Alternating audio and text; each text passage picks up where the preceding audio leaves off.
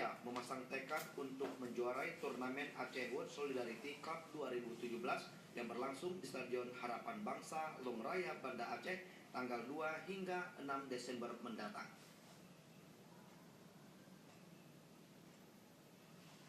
Tim Mongolia sudah sampai kemarin sore. Mereka tiba di Bandara Sultan Iskandar Muda dijemput panitia menuju penginapan. Pelatih Mongolia Michael Weiss bersama konsultan PSSI JC Mutia di lobi Hotel Hermes Palace mengatakan pemain yang dilibatkan cukup bagus. Peluang juara tetap ada meski persaingan di turnamen ini benar-benar ketat dengan hadirnya tim negara Kirgistan, Indonesia dan Brunei Darussalam.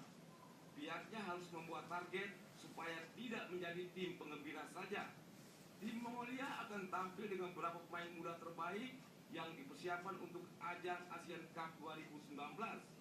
Michael Weiss menilai salah satu pesaing yang terkuat dalam Aceh World Solidarity Cup di Banda Aceh ini tak lain adalah tim nasional Indonesia.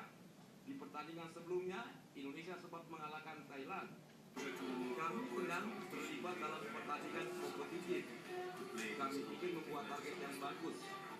Menurut saya, di pertandingan sebelumnya di Thailand, Indonesia sangat diperhitungkan karena ini juga sempat kalah oleh Indonesia ketika bermain beberapa hari lalu di Thailand.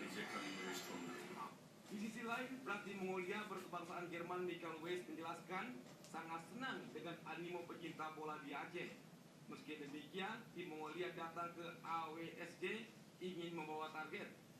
Jadi faktor cuaca tidak menjadi kendala timnya, walaupun cuaca di Mongolia super dingin, berbeda dengan Banda Aceh yang panas dan terlihat kondisi macet.